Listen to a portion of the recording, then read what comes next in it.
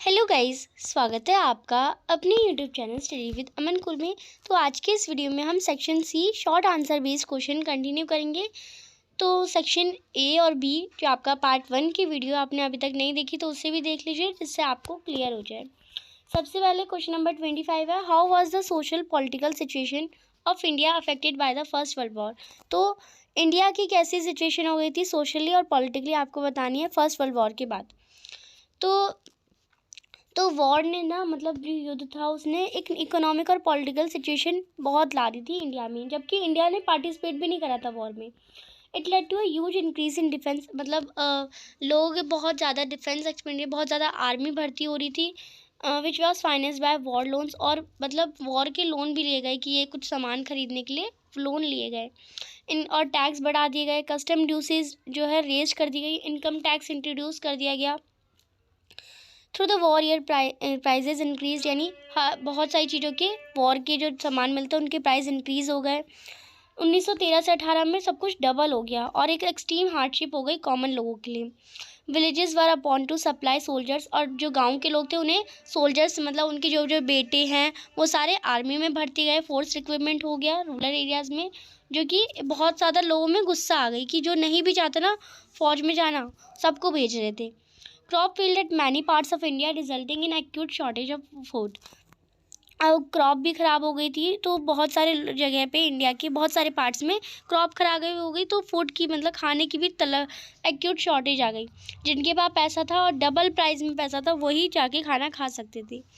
This was, और एक influenza epidemic भी आ गया था जिसमें बहुत सारे लोग, millions of people, just like अभी कोरोना आया ना, वहाँ पे इन्फ्लुएंजा आ गया था। और ये सारे पॉइंट्स आप लिख सकते हैं।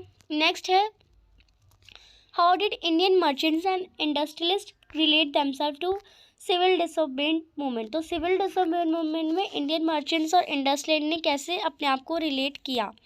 तो आप लिखेंगे, इंडियन मर्चेंट और इंडस्ट्रियलिस्ट थे जो अपना बिजनेस है उसे एक्सपेंड करने की कोशिश करते जा रहे थे। रिएक्ट अगेंस्ट कॉलोनियल पॉलिसीज़, जो कॉलोनियल पॉलिसीज़ थी उसके विपरीत में वो रिएक्ट कर रहे थे। रिस्ट्रिक्टेड बिजनेस एक्टिविटी, और बिजनेस एक्टिविटीज़ जो कॉलोनियल पॉलिसीज़ ने बंद करा दी थी वो अपने और बढ़ा रहे थे। They wanted protection against imports of foreign good and rupees sterling foreign exchange ratio would discourage imports. उन्हें एक प्रोटेक्शन चाहिए थी कि फॉरेन गुड्स आ रहा है, इम्पोर्ट हो रहा है, वो अच्छे से हो। To organise business interest they form the Indian industries and commercial Congress in 1920। उन्हें बिजनेस इंटरेस्ट ऑर्गेनाइज करना था तो उन्होंने इंडियन इंडस्ट्रियल और कमर्शियल कांग्रेस फॉर्म करी। And Indian chamber of commerce industries FICCI में 1927 में फॉर्म हुई। Led by prominent industries like Purshottam Das, Thakur Das and C.D. Birla, and the industrial attacked colonial control over the Indian economy and supported the civil disobedience movement. They gave final assistance and refused to buy or sell important goods. उन्होंने financial assistance बनाए और refuse कर दिया कि वो foreign country का कुछ नहीं खरीदेंगे। Most businessman wanted to flourish trade without constant, और कुछ ज़्यादातर बिजनेसमैन चाहते थे कि उन्हें फ्लरिश ट्रेड मिले विदाउट कंस्टेंट्स। तो ये लाइन है। नेक्स्ट है question number 26, examine the factor influence the distribution pattern of railway network in India. आपको फैक्टर्स बताने हैं जो डिस्ट्रीब्यूशन पैटर्न है रेलवे का नेटवर्क इंडिया में, वो बताना है। तो फिजिकल और इकोनॉमिक फैक्टर हैं जो कि distribution of pattern Indian railway पे बेस्ड है। एक तो northern plain, peninsular region, Himalaya region और डेजर्ट ऑफ राजस्थान, और बहुत और 2-3 और पॉइंट है। नॉर्दर्न प्लेन में क्या होता था, लेवल लैंड और पॉपुलेशन की बहुत ज़्यादा पॉपुलेशन भी थी, एग्रीकल्चर रिसोर्सेज भी बहुत थे और फेवर डेवलपमेंट भी बहुत था of railways in this plain, यानी रेलवे के लिए ये सही थे। However, a large number of rivers require construction of bridges across the wide ever river beds post some obstacles. Peninsular region में क्या था, ये हाईली टेरेन थे। रेलवे ट्रैक्स जो थी वो यहाँ पे थोड़ा लेट थ्रू हील्स, गैप और टनल, यानी ये मतलब टनल कंस्ट्रक्ट कर आए जाते थे, हील्स और गैप्स वगैरह कंस्ट्रक्ट कर, पर यहाँ पे रेलवे लाइंस थोड़ी सी डिफिकल्ट हो जाती थी। ऑफकोर्स आपको हाईली रीजन में थोड़ा डिफिकल्ट तो होगा ही ना। नेक्स्ट हिमालय रीजन था। हिमालय माउंटेन रीजन में जो कि वो नॉट फेवरेबल नहीं था कंस्ट्रक्शन रेलवे लाइंस का, क्योंकि वहाँ पे बहुत ज़्यादा रिलीफ था, बहुत ज़्यादा टेम्परेचर हाई रहता था, पॉपुलेशन भी बहुत कम थी और इकोनॉमिक अपॉर्चुनिटीज़ भी कम थी। राजस्थान में on the sandy plain of western Rajasthan too, Rajasthan में भी ज़्यादातर रेत का इलाका में वहाँ पे रेलवे कंस्ट्रक्शन भी बहुत हार्ड था। Swamps of Gujarat, forested tracts of Madhya Pradesh, Chhattisgarh, Odisha, Jharkhand, यहाँ पे भी सूटेबल डेवलपमेंट नहीं हुई रेलवेज की। Continuous stretch of Sahyadri could be crossed only through the gaps or passes. Although the Konkan railways always along the west coast has been developed, but it also faced a number of problems and sinking of track at some stretches and landslide. जबकि कोंकाण railway बना दिया गया but west coast में, but उससे भी बहुत ज़्यादा problems face करनी पड़ी। और कोई अदर रिलेवेंट पॉइंट आप लिख सकते हैं।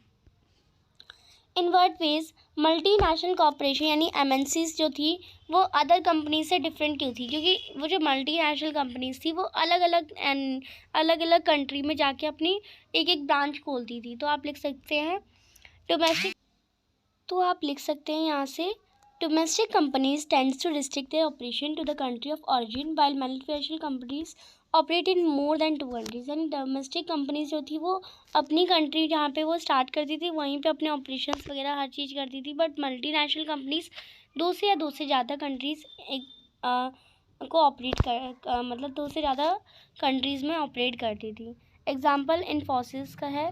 Companies like Infosys expand globally, यानी ये ग्लोबली पूरे वर्ल्ड में बहुत सारे रीज़न की वजह से एक्सपेंड हुई, mostly to obtain new markets, यानी नए मार्केट्स के लिए, क्योंकि और लोगों में और कंट्रीज़ में रिसोर्सेज भी बहुत कम पैसों में मिल जाते थे और नई नई मार्केट में लोग ख़रीदना चाहते थे, और ऑपरेशनल कॉस्ट से भी जो रिडक्शन हुआ। After financial management the benefit also increase the risk face by the multinational company. और ये बेनिफिट हुआ तो कुछ उन्हें रिस्क भी हुए कि कुछ मतलब चीपर प्राइस पे तो जो प्रोड्यूसर हैं, जो कंज्यूमर, जो लोग हैं, उनकी डिमांड भी बढ़ी। मल्टीनेशनल्स लाइक हम ले सकते हैं Infosys and financial management different from domestic financial management in 6 essential ways. तो इनका जो है एमएनसीज का डिफरेंट है फाइनेंशियल मैनेजमेंट, और डोमेस्टिक का अलग है, दोनों में अंतर है। और हम कह सकते हैं unlike their domestic financial management counterparts multinational are subject to exchange rather different based on the prevailing inflation rate in the foreign countries where they operate. यानी उनके मतलब डोमेस्टिक फाइनेंशियल जो का मैनेजमेंट था उनका मल्टीनेशनल से exchange होता रहता रेट, यानी वो कम रेट रखते, मतलब वो ज़्यादा रेट रखते थे डोमेस्टिक वाले, और जो मल्टीनेशनल कंपनीज थी वो कम रेट रखती थी, ये लोग ज़्यादा खरीदे, मार्केट बढ़े। Differentiate between democratic and non democratic government, आपको दे रखा है क्वेश्चन, आपको डेमोक्रेटिक गवर्नमेंट और यानी डेमोक्रेटिक गवर्नमेंट जहाँ पे लोग अपने लोगों द्वारा शासन हो, एंड नॉन डेमोक्रेटिक गवर्नमेंट में आपको डिफरेंस बताना है। तो डेमोक्रेटिक गवर्नमेंट ट्रांसपेरेंट होती है, लेजिटिमेट होती है, कोई भी आप कुछ भी चेक कर सकते हैं, कभी भी अकाउंटेबल होती है। बट जो नॉन डेमोक्रेटिक कंट्री होती है उसे सेलेक्ट करा जाता है और अपनी डिस्क्रिप्शन से खुद ही हम अपने कानून बना सकते हैं। डेमोक्रेटिक गवर्नमेंट जो होती है वो डिग्निटी यानी लोगों को सम्मान देती है, फ्रीडम देती है कि वो किसी भी टू ऑल विदाउट, यानी सब किसी भी कहीं भी जा सकते हैं, बट और किसी को बिना डिस्क्रिमिनेट करे, यानी किसी को भेदभाव नहीं करना है, किसी के साथ वो भेदभाव नहीं करती। बट ये नॉन डेमोक्रेटिक में पॉसिबल नहीं है। डेमोक्रेटिक गवर्नमेंट में क्या होता है कि डिबेट भी होती है, यानी कुछ गलत होता है तो वाद विवाद होता है, डिस्कशन होता है, नेगोशिएशन होता है, और अगर कुछ गलत होता है तो उसका डिस्कशन होता है। बट नॉन डेमोक्रेटिक गवर्नमेंट में जो हेड ऑफ़ द गवर्नमेंट होते हैं वो सिंगल पर्सन होता है और वही कन्फ्लिक्ट्स को, वही जो लड़ाई होती है उसे सॉल्व करता है। माइनॉरिटी और majority cooperation is common phenomena in democratic government, यानी जो माइनॉरिटी लोग होते हैं, मेजॉरिटी लोग होते हैं, वो एक कॉमन फिनोमेना है डेमोक्रेटिक गवर्नमेंट का, बट ये भी नॉन डेमोक्रेटिक गवर्नमेंट में नहीं होता। डेमोक्रेटिक गवर्नमेंट जो होती है वो डिग्निटी इन्हेंस करती है, यानी लोगों को सम्मान देती है बिना किसी भेदभाव के, बट नॉन डेमोक्रेटिक कंट्री नहीं करती, और आपको ये अदर रिलेवेंट पॉइंट भी लिख सकते हैं। नेक्स्ट है टर्शरी सेक्टर, जो है वो अदर सेक्टर से डिफरेंट है। बाकी कौन कौन से हैं? प्राइमरी और सेकेंडरी सेक्टर। आपको अपने स्टेटमेंट को सूटेबल आर्ग्यूमेंट के साथ बताना है, क्योंकि टर्शरी सेक्टर जो है वो एक बेसिक सर्विस सेक्टर है, यहाँ पे काम होता है पर प्राइमरी और सेकेंडरी सेक्टर में क्या होता है, यहाँ पे लोग इंगेज होते हैं गुड्स को बनाने में। टर्शरी सेक्टर जो होता है वो सपोर्ट करता है डेवलपमेंट में, और मतलब टर्शरी सेक्टर प्राइमरी और सेकेंडरी सेक्टर के डेवलपमेंट को सपोर्ट करता है।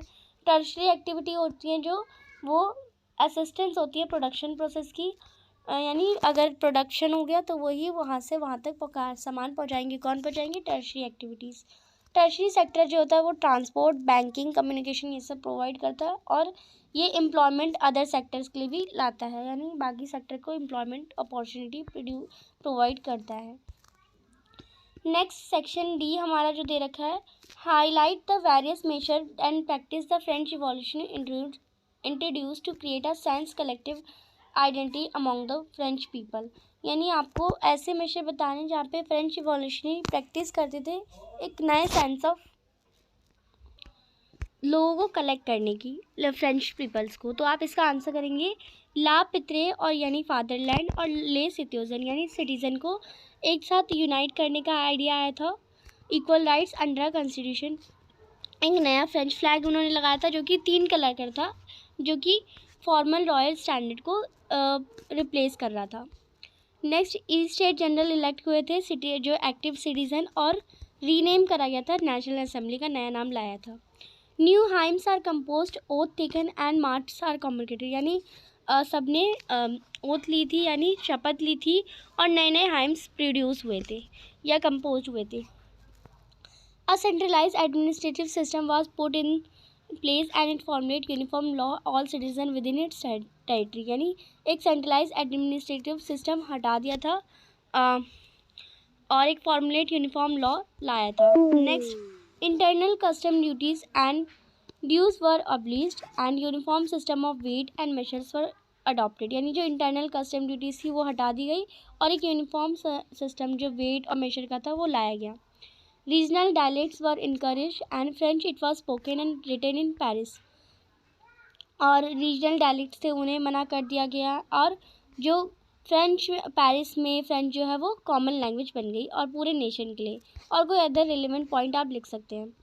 आपको बताना है ऑटोमन बिस्मार्क का जर्मनी के बना मतलब जर्मनी को बनने के लिए ऑटोमन बिस्मार्क का क्या रोल था। तो ऑटोमन बिस्मार्क जो थे वो Prussia took on the leadership of the movement for national unification, Prussia ने जो है बहुत ज़्यादा लीडरशिप ली थी नेशनल यूनिफिकेशन की। उसके चीफ मिनिस्टर थे ऑटोमन बिस्मार्क, जो कि उन्होंने एक आर्किटेक्ट प्रोसेस करी थी प्रशियन आर्मी और ब्यूरोक्रेसी की। जो दे 3 वॉर्स ओवर 7 ईयर्स, यानी उन्होंने 7 साल में 3 लड़ाई लड़ी ऑस्ट्रिया, डेनमार्क और फ्रांस के साथ, जो कि प्रशियन यानी प्रशिया लास्ट में जीत गया और यूनिफिकेशन हुआ। In January 1871, Prussian King William I was proclaimed German Emperor in ceremony held at Versailles, यानी 1871 में जब पर्शियन किंग जो थे विलियम फर्स्ट उनका नाम था, जो कि प्रोक्लेम यानी वो बन गए, एक सेरेमनी हुई वर्सलाई में। और 18 जनवरी 71 में असेंबली कंप्राइज यानी उन्होंने ऑटोमन बिस्मार्क के साथ बात करके German state representative of army, important Prussian minister of including chief minister, यानी प्रशियन के किंग एक चीफ मिनिस्टर ऑटोमन बिस्मार्क भी आए, एक साथ बैठे मिरर हॉल मतलब एक हॉल में, and palace of Versailles to proclaim new German empire headed by Kaiser William first of Prussia, यानी उन्होंने एक नया जर्मन एम्पायर बना जिसके फर्स्ट लीडर थे केजर विलियम फर्स्ट, जो कि प्रशिया के थे। नेक्स्ट क्वेश्चन है, manufacturing sector is considered as the backbone of general and economic development, examine the statement text of India, यानी मैन्युफैक्चरिंग सेक्टर जो होता है वही बैकबोन होता है जनरल और इकोनॉमिक डेवलपमेंट, यहाँ पे सब कुछ प्रोड्यूस होता है वही बैकबोन होता है। आपको एक्सप्लाइन करना है, इसे बताना है। तो मैन्युफैक्चरिंग इंडस्ट्रीज़ जो होती हैं वो बहुत ज़्यादा मॉडर्नाइज एग्रीकल्चर करने में हेल्प करती हैं। It help in reducing the heavy dependence of people, ये लोग ही मतलब एग्रीकल्चर पे लोग जो इंडिपेंड रहते हैं अपनी इनकम वहीं से लेते हैं उनको रिड्यूस करती है, कम करती है, और सेकेंडरी और टर्शियरी सेक्टर में उन्हें जॉब प्रोवाइड करती है। It helps in eradication of unemployment and poverty from one country, ये इरेडिकेशन में हेल्प करती है अनएम्प्लॉयमेंट में और लोगों की पॉवर्टी ख़त्म करती है। It helps in reducing regional disparities by establish industries in tribal and backward area, और ये रीजनल डिसअपार्टीज यानी जो ट्राइबल एरिया होते हैं या बैकवर्ड एरियाज होते हैं जहाँ पे आदिवासी लोग रहते हैं, उनमें वहाँ पे इंडस्ट्रीज़ को इस्टेब्लिश करती है और वहाँ के रीजन को भी अच्छे से जीना सिखाती है। Export of manufactured goods expand trade and commerce, और मैन्युफैक्चरिंग गुड्स का जो एक्सपोर्ट होता है इधर से उधर जाता है तो वो हमारे व्यापार को ही बढ़ाता है, कॉमर्स को ही बढ़ाता है। It helps in bringing foreign exchange, और ये फॉरेन एक्सचेंज यानी आप वहाँ की मनी यहाँ से ले सकते हैं या फिर कोई और फॉरेन एक्सचेंज कर सकते हैं, या फिर आप कोई अदर रिलेवेंट पॉइंट इससे रिलेटेड लिख सकते थे।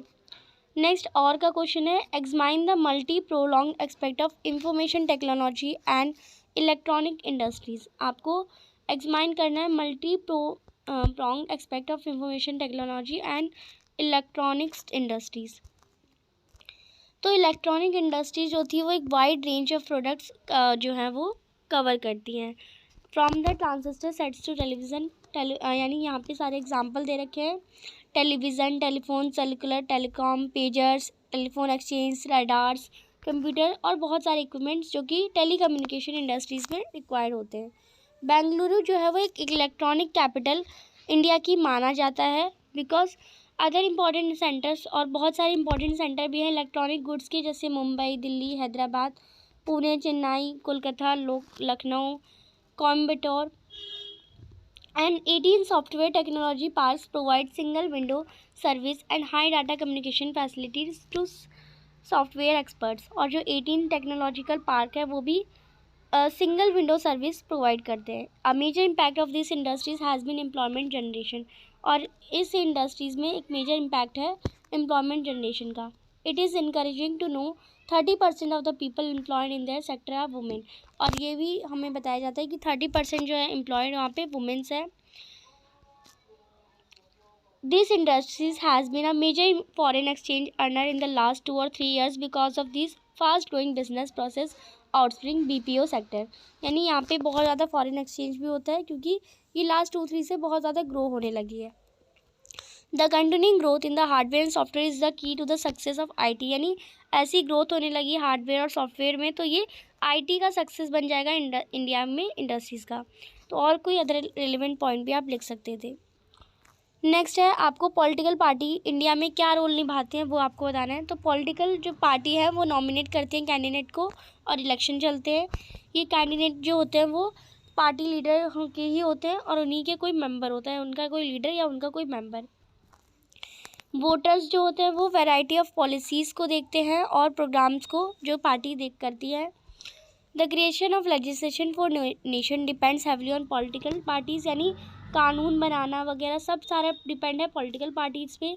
The legislation is typically where laws are discussed and adopted. लेजिस्ली मतलब वो होता है जहाँ पे लॉज बनाए जाते हैं और डिस्कस करे जाते हैं। पार्टीज़ जो है वो बनाती है और कंट्रोल करती है गवर्नमेंट को।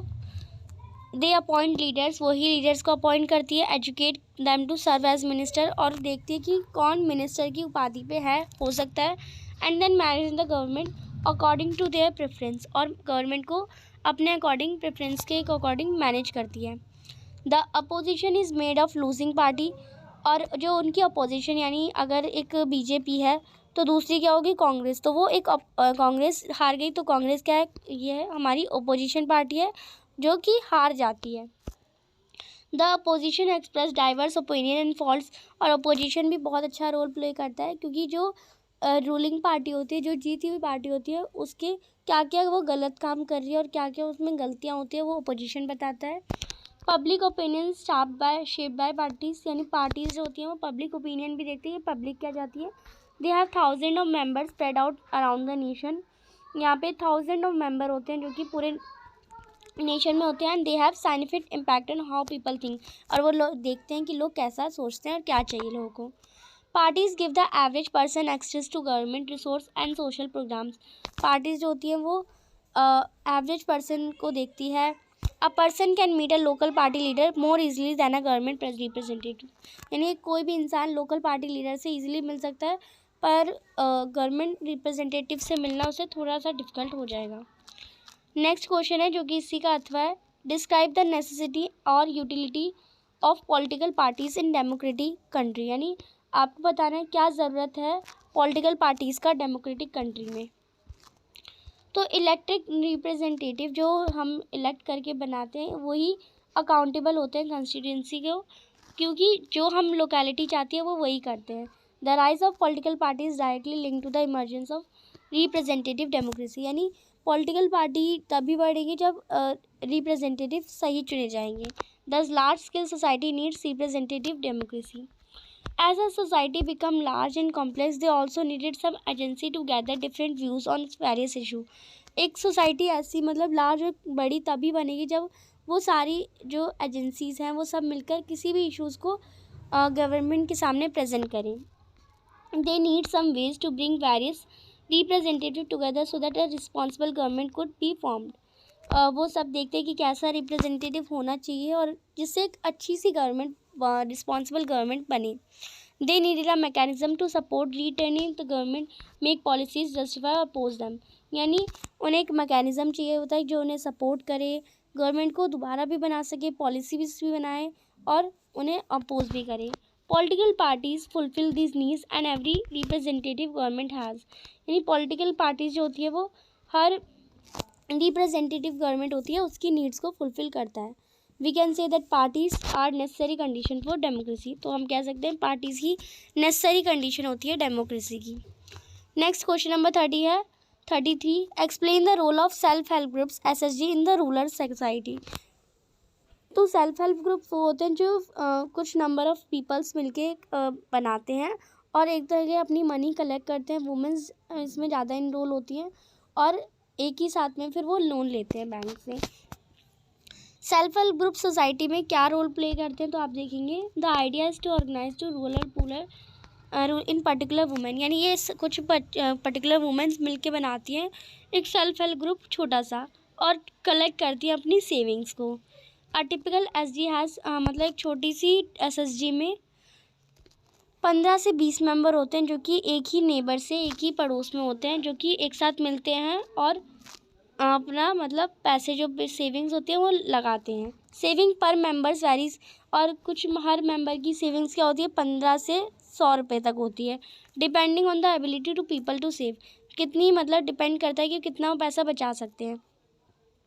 Members can take small loans from the group itself to meet their needs, और हर एक मेंबर कोई अपने मतलब सेल्फ हेल्प, अगर वो सेल्फ हेल्प ग्रुप में है तो वो कोई एक पर्टिकुलर मेंबर भी लोन ले सकता है अपने सेल्फ हेल्प ग्रुप की मदद से। And the group charge interest on this loan but this is still less than the what money lender charges. जो ग्रुप चार्ज है ना वो उसका इंटरेस्ट बहुत कम होता है, बहुत कम होता है, जो हमारे से मनी लेंडर जो बहुत ज़्यादा